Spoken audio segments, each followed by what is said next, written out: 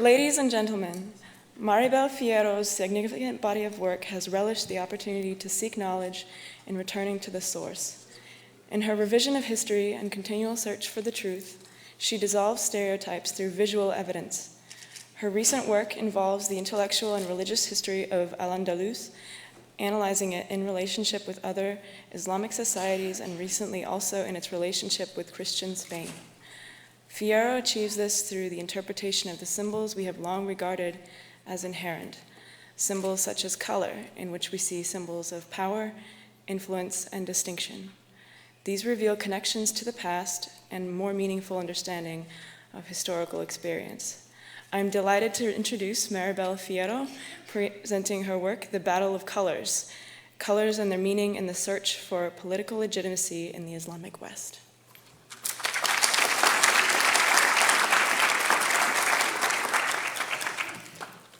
Thank you and good morning.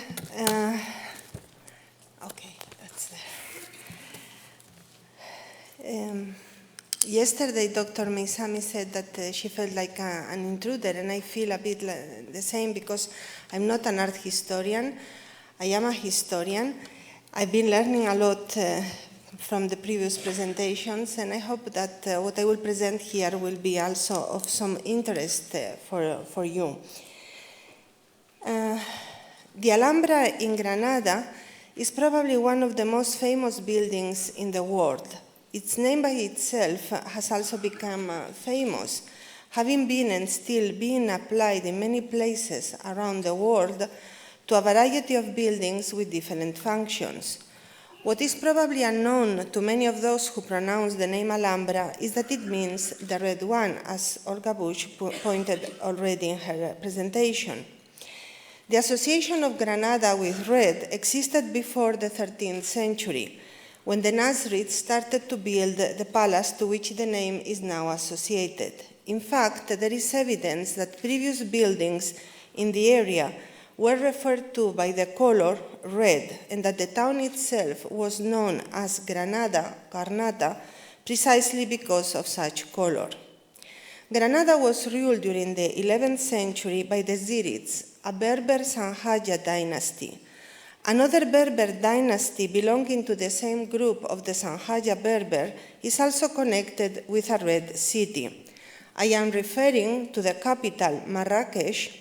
The Almoravids founded in the southern part of what is now Morocco around the year 1170, and which was also the capital of the Almohads. And I will be moving between the Iberian Peninsula and North Africa in my presentation. Whoever has been in Marrakesh does not need to be explained why it's known as the Red City. Both in the case of the Alhambra of Granada and in that of Almoravid Marrakesh, the color of the earth in which they were built seems to have been the determinant factor in giving them such a name. Red is one of the colors of the two colors with which I'm going to deal in my presentation. The other is yellow. In the imaginary of the early Muslim community, red was a color primordially associated, and I'm referring to the early Muslim community, with the northern Arabs or Qaisis, while yellow, as we shall see, was linked to those of the south, the Yemenis. Both tribal groups had settled in the Iberian Peninsula as conquerors in the 8th century. The early history of Al-Andalus is presented in the extant Arabic sources as one in which the confrontation between Qaisis and Yemenis was a crucial factor, one that would explain by itself political, social, and economic alignments. The confrontation was imported from the central lands of the Islamic Empire, since Umayyad times, well known for the fights between Mudar, Qais, and Yaman that would have determined the ethnic solidarity around which coalesced political identities or parties according to Shaban's interpretation. For my part, I find more convincing Patricia Cron's argument that Qais and Yaman cannot be considered political parties, but rather were the expression of factionalism. None of the extant historical sources which make reference to this confrontation in the early period of the history of Al-Andalus associate the use of a specific color with any of the groups, at least not to my knowledge. What I will be unearthing here is an implicit web of references that has left a number of tantalizing traces.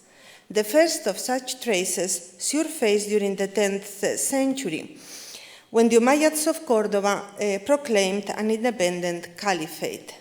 Why color made then an appearance in the sources has to do with the proclamation of the Umayyad Caliphate in Cordoba as a response to the establishment of an Ismaili caliphate by the Fatimids on the other river of the Mediterranean, and also by the rivalry with the Abbasids.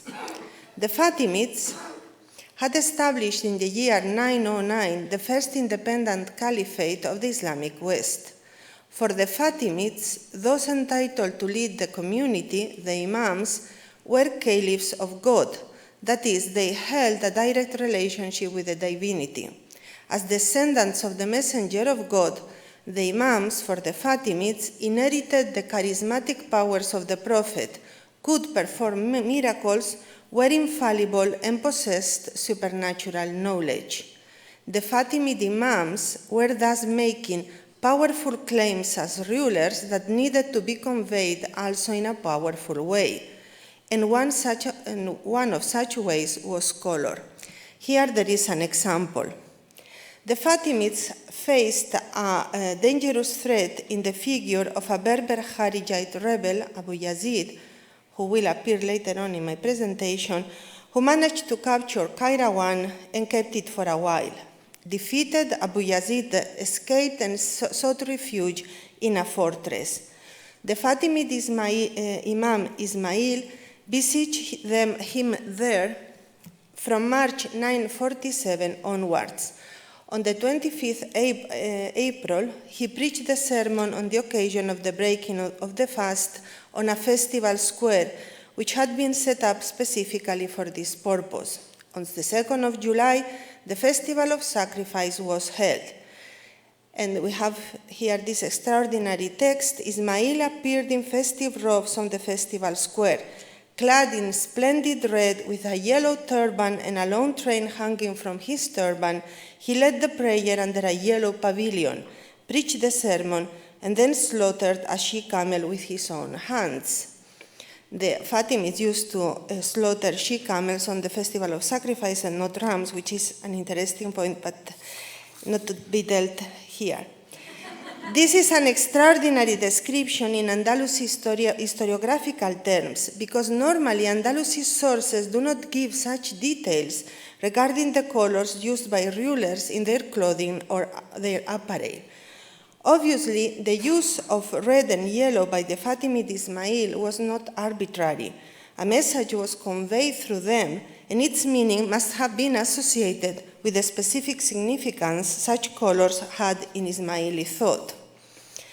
When the Umayyad Abdurrahman III proclaimed himself caliph in the year 929, he was facing the necessity to counteract the high claims made by his rival in Ifriqiya in terms of political and religious legitimacy, something not easy, given that as a Sunni caliph, Abdurrahman could not claim the infallibility nor knowledge of the occult.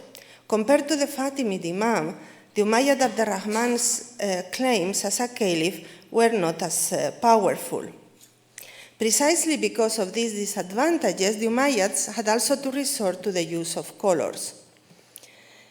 The fourth independent caliphate in the Islamic West was that of the Almohads. That of the Hammudids in Al-Andalus was of a brief duration. The Zanata Berber, Abdelmumin, proclaimed himself caliph on the basis of his inheritance of the founder of the Almohad movement. We are now moving to the 12th century, Ibn Tumart. A Masmuda Berber who died without children, Ibn Tumart was considered to be the acknowledged Mahdi, a messianic figure, and the infallible Imam, and as such he was given an Arab lineage, making him a descendant of the Prophet Muhammad. Abdelmumin also adopted an Arab lineage, claiming to belong to the descendants of Qais Ailan. the northern tribal group that included Quraysh. And this belonging, which needed to be stressed once and again because everybody knew that the Muminids were in fact Berbers, had to be conveyed to those ruled by the Almohad Caliph, also in convincing and powerful ways. We now move to the use of the red color by these two Qaisi and non-Shi'i caliphates, the Umayyads and the Almohads. The color usually associated with the Umayyads was white. It was against Umayyad white that the Abbasids adopted black as their color. In Al-Andalus, allegiance to the Abbasids on the part of local rulers resulted in their use of the black color or black banners. Abdurrahman III already associated his rule with specific colors. He spent the first part of his reign recovering control over Al-Andalus and restoring Umayyad influence in the frontier regions. But the fiasco at the Battle of Simancas in 939, when the Caliph was betrayed by his frontier troops and ran the risk of being captured by the Christians, led to his abandonment of military campaigns and to concentrate on the building of his palatine town, Madinat al-Zahra. Such building was linked to the production of a special kind of ceramics called, because of the colors employed, green and manganese, verde y manganeso, which I have elsewhere connected to the Quranic verses of the Surah 55, verses 46 and 78, describing the vegetation of paradise. The use of green is not only associated with paradise, but also with the Alid family and the Shiites, so that the use of such color in objects emanating from Madinat al-Zahra could have been another means to stress the connection that Abdurrahman III wanted to make, that he, and not the Fatimid Caliph, was in fact the true inheritor of the Prophet Muhammad. At the Battle of Simancas, when he was abandoned by his troops, Abdurrahman III lost his copy of the Quran and also his royal tent. We don't know the color of such tent, but during the reign of his successor, Al-Hakam II, who devoted himself to knowledge and to learning, we know that the chronicles start paying a lot of attention to the military ceremonies that took place during his caliphate, probably because he didn't take part on them. And it's now that we hear that the caliph owned a great red pavilion or tent, al-Quba al-Hamra, described as being of imposing aspect and marvelous fabric, that will be used by his leading commander in the military expeditions. Both the red color and the object, the tent, reflected a prophetic precedent, as Muhammad is said to have used a red tent when going into battle. The use of a tent of red color will also be associated with the Almohad caliphs, as we shall see. The use of red was not limited to the prophetic precedent. It is linked in Islamic history with different groups, among them Iranian anti-Arab sects like that of the Hurramiyya, or who were also called wearers of red. As an ethnic color, Ahmar refers to non-Arabs, and the same happens, as we shall see, with yellow, asfar. But at the same time, red was associated with the northern Arabs, the Qais. In Mandur, in his Lisan al-Arab, states that the distinguishing mark of the Yemenis in war was the wearing of yellow turbans and yellow banners, whereas the turbans and banners of Mudar, Qais, were red. The source of Ibn Mandur is al-Jawhari, who quotes in turn the poet Abu Tammam. In the case of the Islamic West, red became the most salient symbol of the Almohads. The Almohads started, as I already mentioned, as a revolutionary movement with a strong Berber character. The founder of the movement, Ibn Tumart, was a Masmuda Berber, and the first Almohad Caliph, Abdel Mumin, was a Zanata Berber who adopted a Qaisi genealogy. The Almohad Caliphs claim also that in the maternal line they descended from the Prophet Muhammad. This genealogy is to be connected with their use of a tent of red color that became one of their most conspicuous ruling symbols, and that is very often mentioned in the Almohad historical writings. I'm afraid that I haven't been able to find any, but these are tents from the Cantigas, but none of them is red. Their use of red was not limited to the tent. Although they are known to have used also white banners, and this is connected to the fact that they also wanted to link themselves to the Umayyads of Córdoba, the Almohads did show a preference for the red color in their banners, as in the case of the Pendón de las Navas de Tolosa that has been shown. The colors are different according to and we can also see here red banners. Red is also mentioned in the flags employed to announce the presence of another powerful Almohad symbol, the Quranic Codex said to have been in the hands of Uthman when he was killed, which in consequence became tinted with his blood, and that had ended up in Umayyad Córdoba. This relic played a crucial role in the political and religious legitimization of the Almohads. Flags said of having been of red, white, and 2 kinds of yellow color were situated in the 4 angles of the little ark built for this Quranic codex, while small red flags were put over the berth in which the Uthmani Quranic codex was transported. Predilection for the red color was not limited to the caliphal tent or the Quranic flags. We are informed that Ibn Tumart had in his possession a book in which he could read predictions, a Kitab al-Jafr, and which was kept in a red case. The connection between esotericism and red is most evident in the connection between the red sulfur, Kibrit Ahmar, and the universal man, as found in the works of Muhyiddin ibn Arabi, a Sufi whose early life developed under Almohad rule in the Islamic West, and which in many cases, at least for me, should be considered an Almohad Sufi. Once they took power, the Almohad caliphs often addressed their elites and their subjects through letters conveying their orders or admonitions. They are said to have used red ink in their official documents.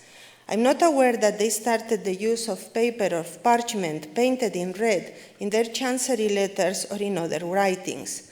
This is, however, something that the Marinids, the dynasty that succeeded the Almohads in what is now Morocco, did. We can see such practice in a manuscript from Marinid times.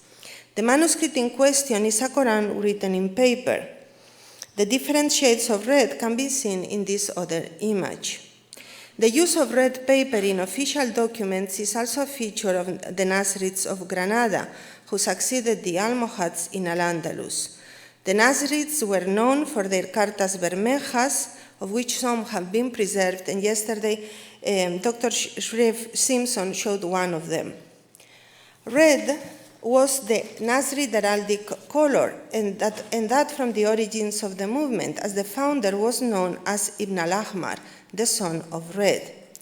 Was this name adopted by the founder of the Nasrid kingdom, the name Ibn al-Ahmar, when he took control of the red city of Granada, or was it a link with the prominent role of the red color under the Almohads, as the Nasrids, especially in their early period, preserved many features of their predecessors?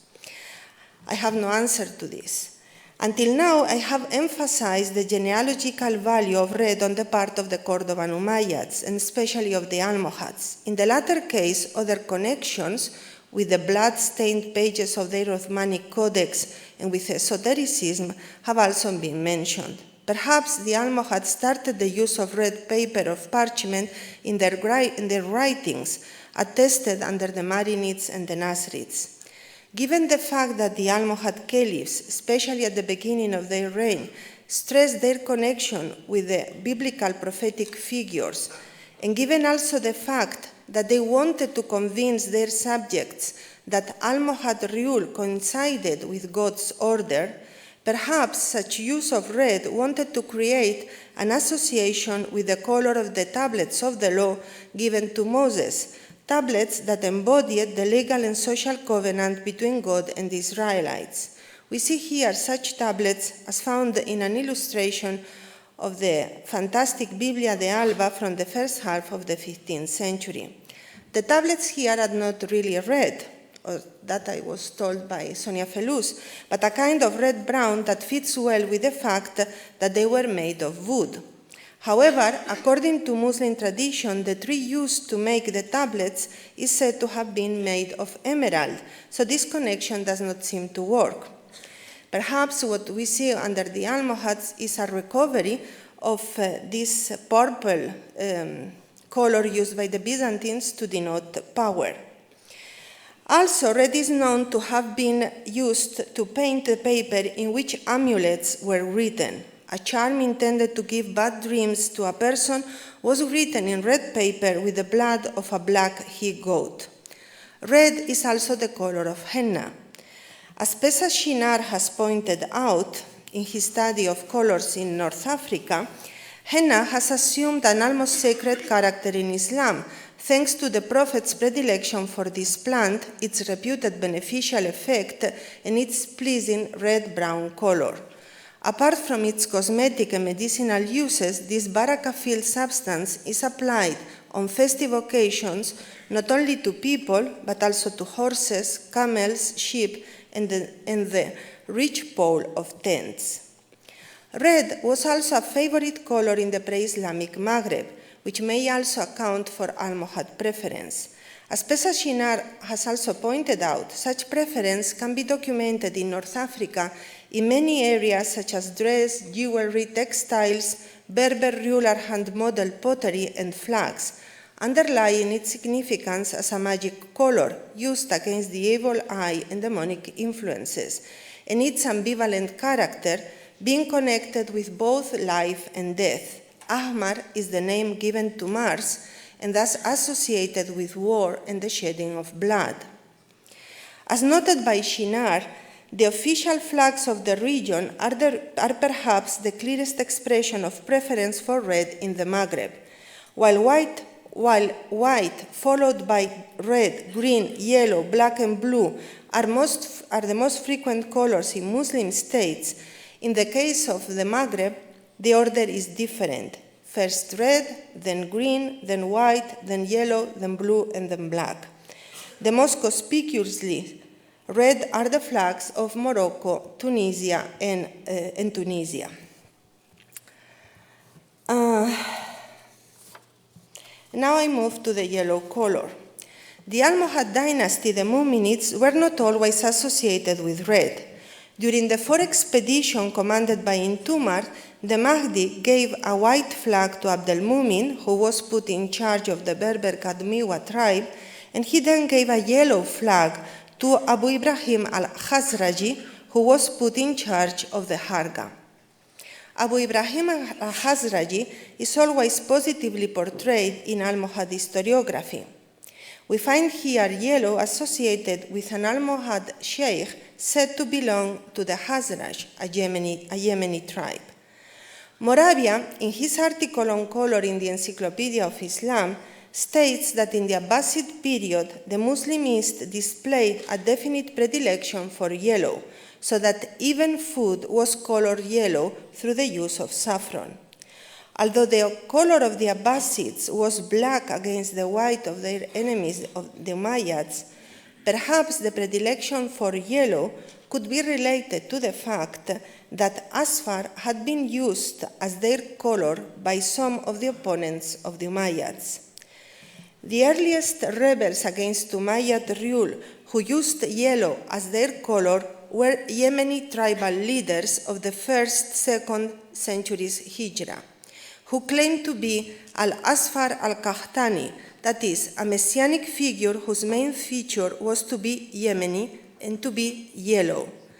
And this last characteristic seems to have been related to their use of a plant called wars, found in Yemen and employed for dyeing clothes, but also the skin of human beings.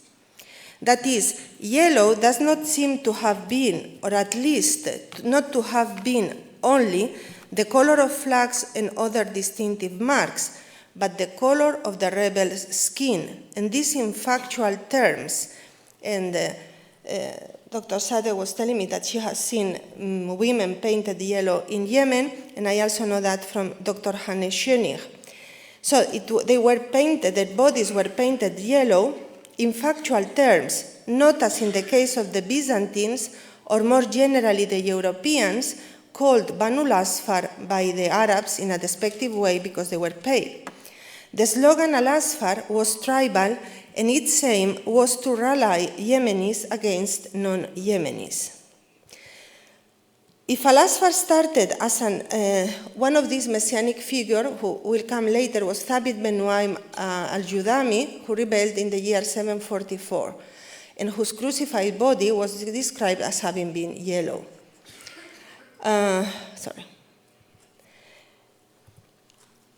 If Al-Asfar started as a tribal slogan associated with Yemen, in Abbasid times it blended with Alid rebellions. Thus, the color yellow was used by the Alids Muhammad al-Nafs al-Zakiyya and al-Hassan ben Ali ben Hussein al-Aftas. Al-Mada ben al-Qasim al-Taghlibi used yellow colors during his rebellion with the Alid Ibrahim ben Abdallah ben Hassan in 762. He was seen yellow on a yellow nag with a yellow turban and a yellow kaftan. Some 50 years later, Abu Saraya al-Shaybani rebelled supporting two Alid Fatimid imams in Kufa. His battle cry was, Ya Fatimi, Ya Mansur. He minted a dirham with the legend Al-Fatimi al-Asfar and called himself Al-Asfar ben Al-Asfar.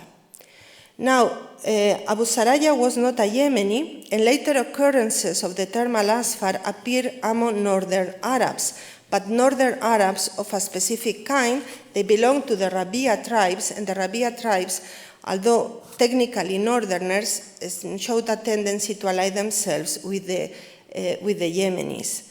This happened, for example, during the rebellion of Ad-Dahhak ben Qais al-Shaybani, a Sufri Kharijite from the region of Mosul who occupied Kufa in 745. Now, the term Sufriya applied to a branch of the Kharijites has been variously explained in the past. The explanation that seems to have gained wider support is the one pointing to the association of yellow as indicating paleness with the extreme devotion and piety of the Sufri Kharijites. This could have influenced the naming of rival Kharijite sects with color terms, the Ibadis, the Azrakis, and the Sufris. A recent explanation has pointed to a new possible link, an influence of the Byzantine practice of naming factions with such color terms. Be this as may be, this association was a lasting one. The North African Khariji rebel Abu Yazid, whom we have already encountered, who rebelled against the Fatimids, used the yellow banners in his rebellion against the Fatimids. Going now to Al-Andalus, after the death of the second Umayyad Caliph, a southern Arab, Al-Mansur ben Abi Amir, known as Al-Manthur, who was a Ma'afiri, became de facto ruler of Al-Andalus. And it was said that one of the signs of Al-Manthur's ruling destiny was the yellowish tone of his hands' palms. His son Sanchuelo managed to have himself named inheritor of the Umayyad Caliphate. And this led to fitna, to Sanchuelo's death, and to the end of the Umayyad Caliphate. And it's said that at the moment of his death, Sanchuelo's head and feet were yellowish. And although the term used is musfar, it said that they were yellowish because of henna.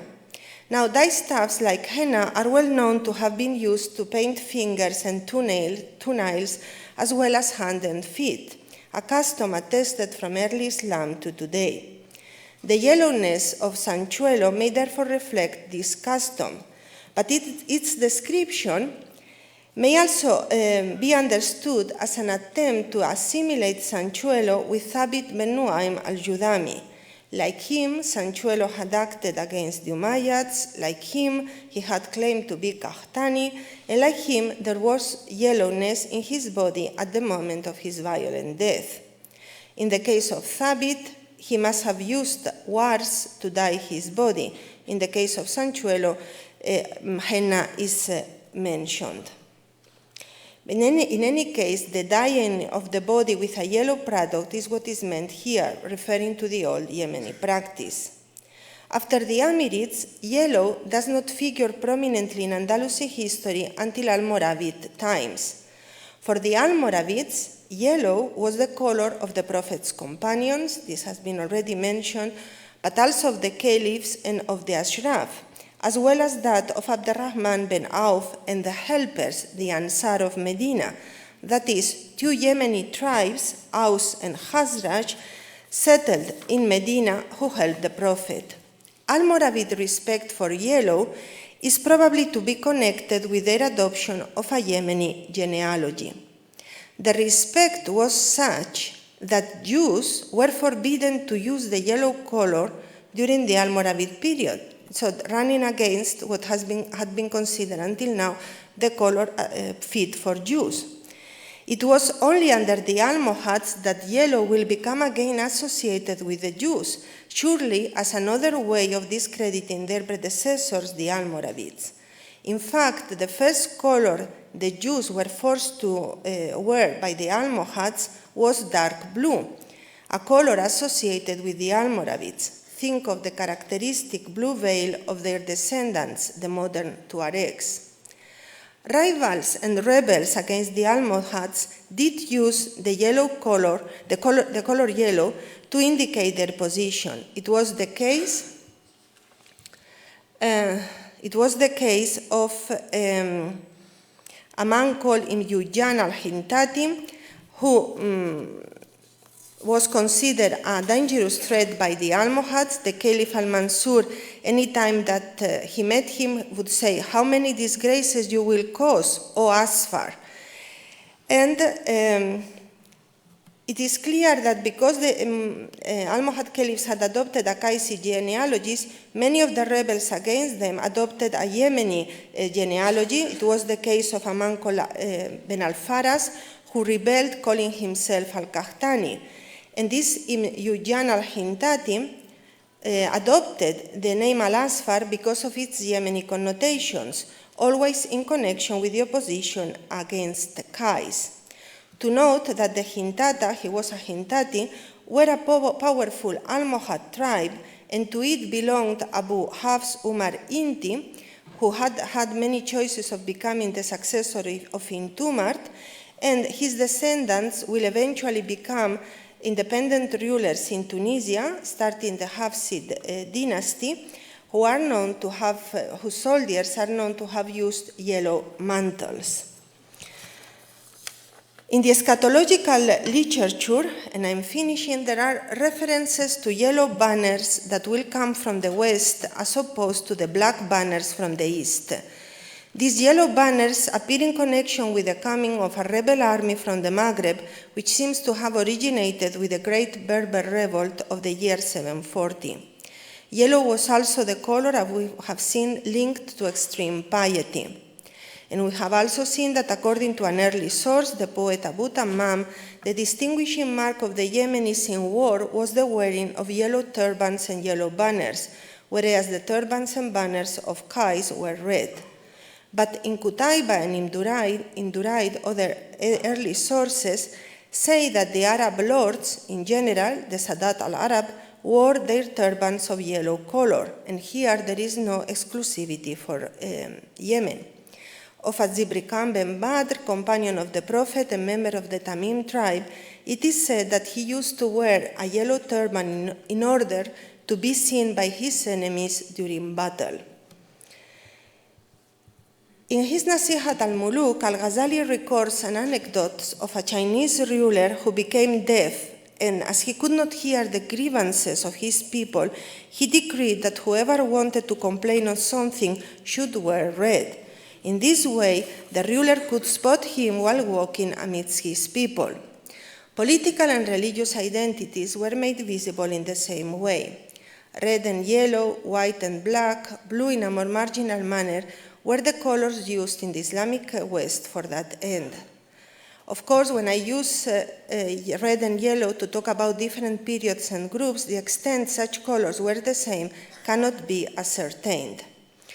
Still, colors were an important factor in the legitimization process of the different dynasties, especially of those who claimed the caliphal title. Once a caliphate claim was made or a caliphate was established, a web of color references was put in motion to give expression to such claims and their counterclaims. Thank you very much.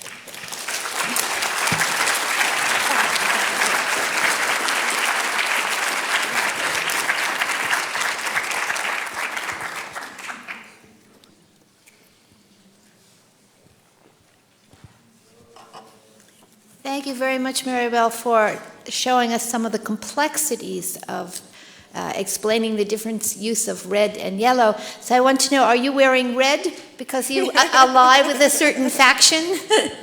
Everybody knows that I love the almohads. Do we have any other questions?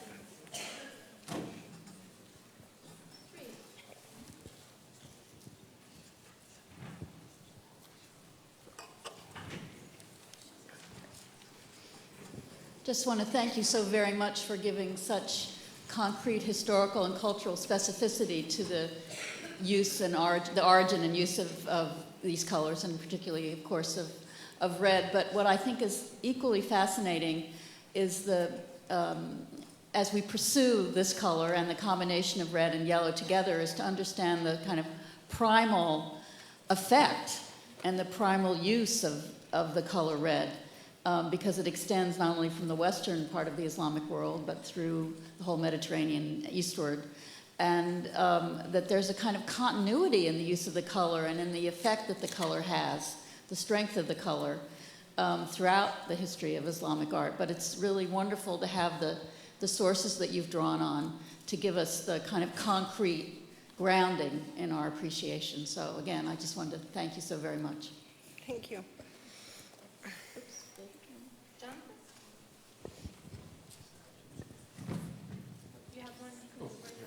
Oh, thanks. Well, thank you for a wonderful presentation.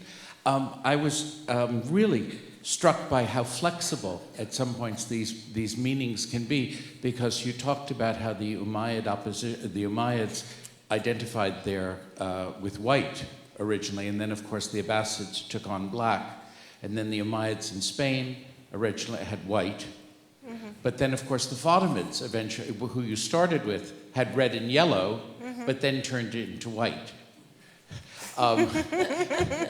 And I mean, I guess I was thinking of Braveheart once again and the blue faces. But when you're all trying to fight each other, it's probably easier to if you all agree to use the same color at the same time. So, do you think? And I think you're absolutely right that they're reflecting against their contemporaries and also reaching back into the past, and that there are these two things, and that sometimes, as if you're trying to color in a map, you're given choices, or some of your choices are used up. You can't use that color because it's already used. And so, do you think that some of this is caused by changing moods, changing approaches to color? Yeah, also because dynasties are not the same at the beginning, in the middle, or at the end. So the Almohads suffered many changes during their brief history. So I think the red was a choice made especially with the first caliph, Abd al-Mumin. Then white will, because they try to link themselves to the Umayyads, white will become more prominent. Still, red was something that really characterizes them much more than the Umayyads, for example. And I have given different possibilities of why that was so, but it's very striking in their case, this predilection for the color red, I think. And then, of course, when I was working on this Al-Asfar figure, it had never occurred to me the possibility that they will they will paint their bodies. And it was, I wrote 2 articles on this subject, and it was only before publishing the last one, because a colleague of mine in the audience, one of his colleagues was working on cosmetics in Yemen and had even been in Yemen, that he remembered that people in Yemen still paint themselves yellow in certain areas. Because also in the source that I was using, which was from the 2nd century Hijrah, the author himself, it was only 2 centuries after, he didn't know very well what Al-Asfar meant. This memory had already been forgotten very, very soon, so he was trying even to make sense of why these rebels will call themselves Al-Asfar. And if a person writing so close to the events had already lost the memory, what about us, no, who are taking it so late? So I think the solution to many of these problems come from different disciplines and from different approaches. Didi?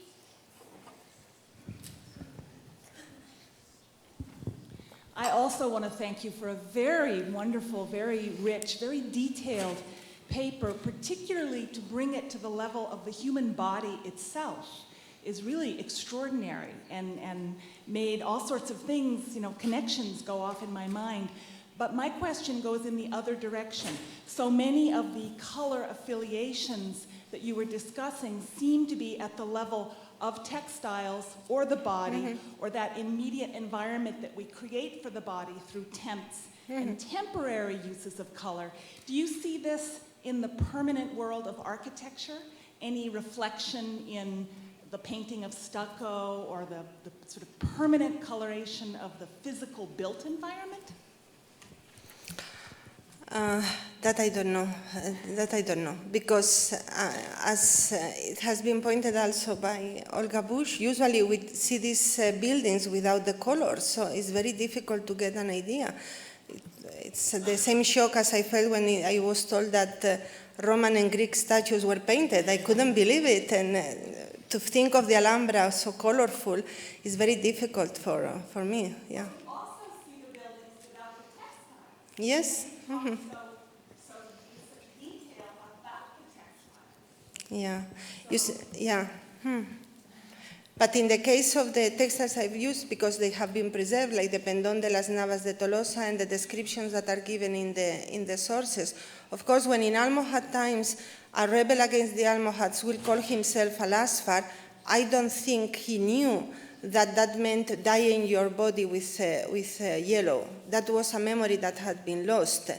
He knew that Asfar meant rebellion against Akaisi, and therefore he was rebelling against the Almohads, and he will use that name. He won't paint his body yellow. He probably will use a yellow banner, for example, but won't go to the original meaning because that had been lost. There was just a question, Nina? Yes,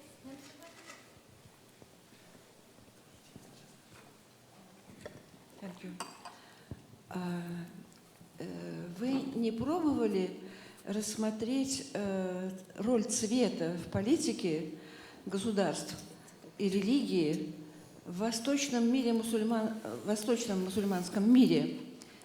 Северный Хорасан, Средняя Азия. Истоки цвета. Почему синий, кобальт или зеленый, бирюза были наиболее популярными?